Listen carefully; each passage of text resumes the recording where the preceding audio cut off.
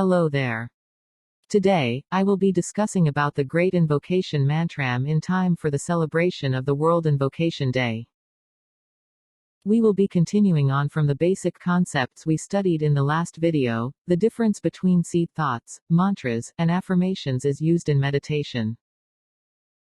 We learned that a mantra or mantram is a word, phrase, or a sentence that is chanted and repeated over and over again. It is usually in Sanskrit, or from some ancient language. It can also be in English or in the common language. Mantra is usually attributed as a word of power, or with some divine, or sacred, or religious qualities that affect consciousness and behavior. Mantras can be used as a prayer, as an object of meditation, or as a devotion, or as a standalone tool to raise power for various purposes, such as healing, or magical operation, or for self-efficacy, or behavioral change. Sanskrit mantras are also of three types. Bija mantras, which are seed or universal sounds, and consisting of one syllable only. Saguna mantras, which are invocations of a specific deity, and consisting of multi-syllables or words. Nirguna mantras, which are abstract identification with the Absolute, and likewise, consisting of multisyllables or words. We now go to the most common usage of mantras. As a word of power. Mantras acquired their power due to the universal nature of sounds, such as in bija mantras, to affect and cause vibration in matter and energy, and thus affect consciousness. When sounded, they vibrate the chakras in a certain way. This is mostly used in Kundalini Yoga. There are also mantras that were created or connected to specific deities, devas or angels, or spiritual masters. They are called Saguna mantras. They are similar to Guru mantras. By using these mantras, we invoke the energies or vibrational frequencies of those higher beings. These are usually the ones used for incantations, for healing, for magical work, for raising the consciousness to that of the Guru, among many other things. Even the Catholic Church uses a mantra in Latin to consecrate the bread and wine into the body and blood of their deity during the Eucharistic ritual. And generally, there are three ways of using mantras in meditation practice. 1. It uses the mechanical repetition to induce an altered state of consciousness to descend into the alpha or theta levels of the mind. 2. It uses the vibrational efficacy or power of the mantra to raise consciousness. This and the first one were already mentioned in the prior slide. 3. It uses the meaning or thought content of the mantra as a seed thought. Remember what we learned about the difference between a mantra different and a seed thought. Let us put it this way.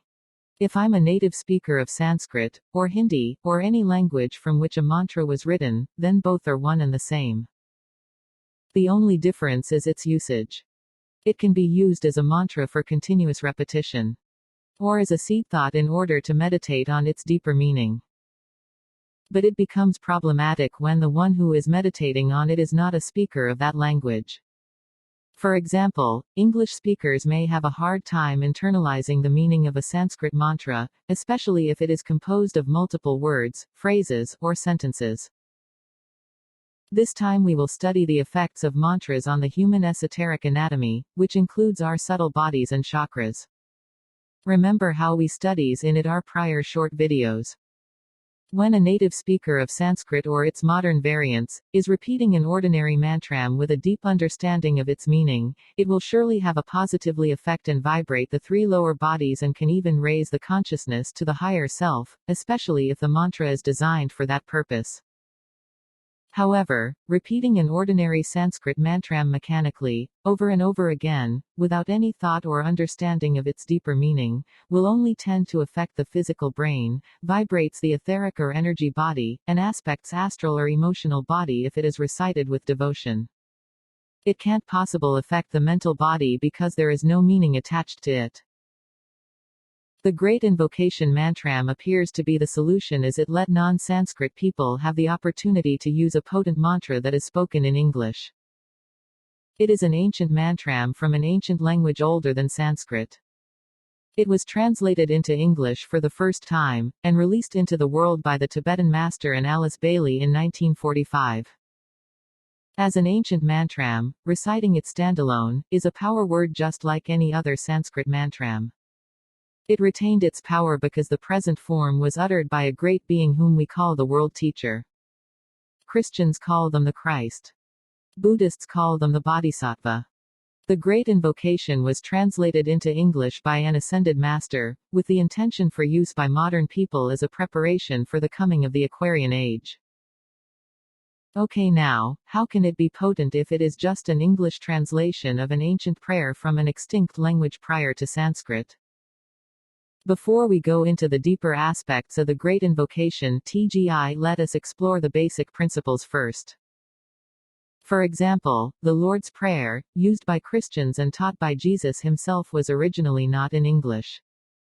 It was spoken first in Aramaic, a subset of the Hebrew language. Yet, for 2,000 years it was used as a potent prayer in Christian Eucharistic rituals, as well as a meditation object by Christian saints and mystics.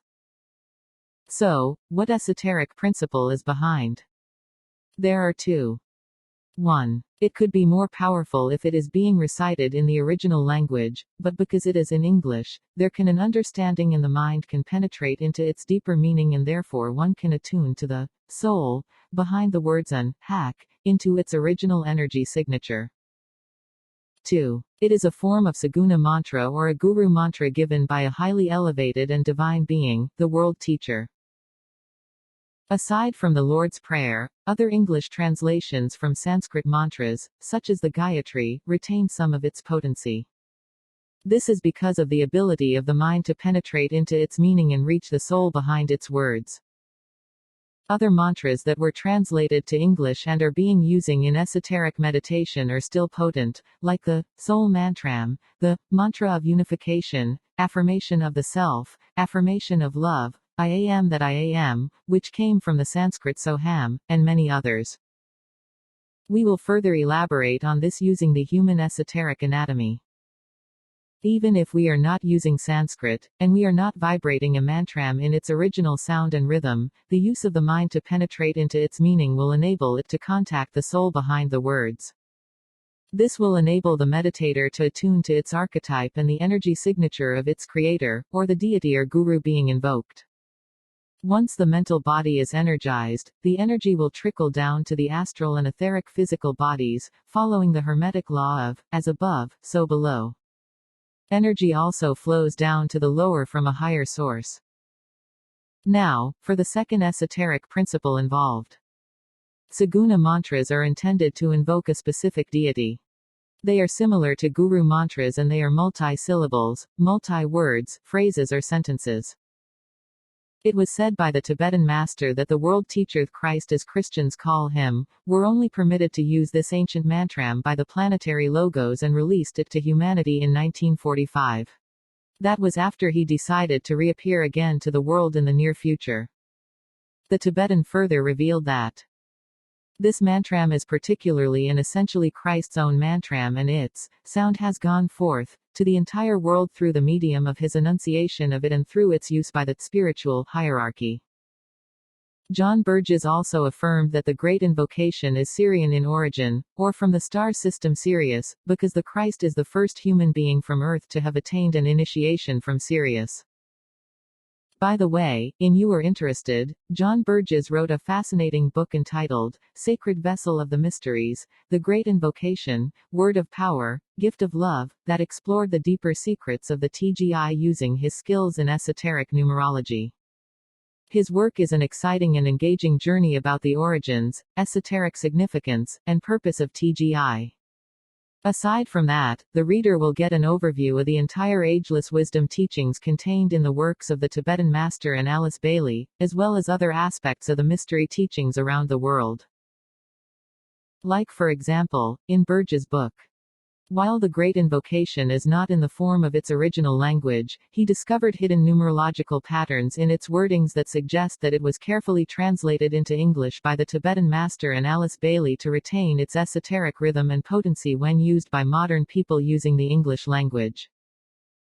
Besides, it was intended by the Christ to be the mantram of the Aquarian age, so we assume that it will be made certain that its efficacy will not be diminished in the translation process. Burgess also found out that each stanza corresponds to the higher spiritual principles in humans. By reciting it and meditating on its deeper meaning at the same time, it impacts and aligns the lower self into its higher counterpart. The whole human esoteric anatomy's consciousness is raised, mitigating the risks of energy imbalances leading to overstimulation. The content also tends to let the energy flows horizontally, not just vertically. In these charts, the first three stanzas of the Great Invocation align the three-dimensional self to the three higher spiritual principles of humans. The first stanza aligns with mental bodies with light. Second aligns the intuitional and astral bodies with love. And the third aligns the Atma and physical etheric bodies with spiritual will or divine purpose. There is no danger of overloading or overstimulation. Since the Great Invocation is world prayer translated into over 70 languages worldwide, the translations from English reduces its potency. We are of the opinion that the translation of the Great Invocation from English to other languages reduces its potency to a certain degree, but it can be compensated through deeper introspection or meditation of its meaning while it is being recited. By meditating on its deeper significance, we can penetrate into the soul behind the words and into its original energy signature. This is the same principle we use in seed thoughts meditation. As to adaptation or rewording of the English version, we believe rewording some pronouns won't make a huge difference at all as long as the meaning is not altered, and if it was done for altruistic purposes, like making it accessible to a wide range of people. Fundamentalism, whether religious, legal, or esoteric, is not healthy and will lead to crystallization or rigidity. We go for the spirit of the law, rather than the details of its letter. The writings of the entire Trans-Himalayan movement often consist contradictory statements, but we should go beyond petty differences and prioritize the essence or spirit of the writings. However, if certain keywords or core symbols were altered, that the context will no longer be the same, or if paragraphs are revised or added to redirect it to specific national or personal goals, it is like stealing from the TGI's energy pool, much like diverting the flow of water from a river waterway into a personal dam, canal, or farm. There are also deeper historical issues that we need to discuss about the Great Invocation. The present 5 stanzas of the Great Invocation, released in 1945, was the third part in the series. This is the most important and most potent among the 3 which no humans had ever used before, except when the Christ was given permission by the Planetary logos. The first part was given out to humanity in 1935 to prevent World War II from happening. It was shorter and had a different wording. The spiritual hierarchy was expectant that humanity will respond to the call for peace and international cooperation. But the effort failed. The second part was given out in 1940 with a darker, urgent, and serious tone. It was a call to action to all disciples and spiritually minded people to be ready to sacrifice all they have to fight for freedom, and stand up to the forces of evil in World War II. The Tibetan master lamented the fact that people were so passive and considered the invocations as mere prayers for peace, and failed to back up the aspirations with potent physical plain actions. He challenged everyone: will you use prayer for peace, and patiently wait for the forces of good to fight your battle and for God to do the work? I tell you that your prayers and your wishes are unavailing when divorced from right and potent action. It was later revealed that the spiritual hierarchy was ready to withdraw from humanity, just like during the Atlantean days. But fortunately, humanity fought back and defeated the forces of darkness during the war.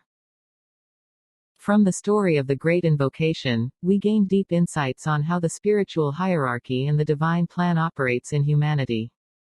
Here are some of them. 1. The overly positive attitude that everything in the end will turn out fine for humanity or for any nations experiencing challenges at present is wrong. The universe, the spiritual hierarchy, the guardians of our planet are not our babysitters. They are teachers and mentors to hasten our spiritual evolution, but they can't control our destiny. They can help, but they can't do the walk for us. Otherwise, what is the point of evolution if we will not grow through pain and sufferings and learn from our mistakes? Why did they allow Atlantis or the fourth root race of humanity to go down the sea, if all will turn out well, every time around? 2. Prayers and meditations for peace, goodwill, cooperation will provide the boost, inspiration, and the needed energy for humanity to go on, but it should be coupled with right and potent physical human actions. God will not do our battles for us. 3. The divine plan for humanity is not static. It is evolving and it can change. The masters of wisdom or the spiritual hierarchy commits mistakes and can fail too. So the plan can change and be revised depending on how humanity responds to hierarchical energies and initiatives. You can read the Great Invocation here. This ends our short video. We will discuss more in the future. Thank you very much for participating in our group study.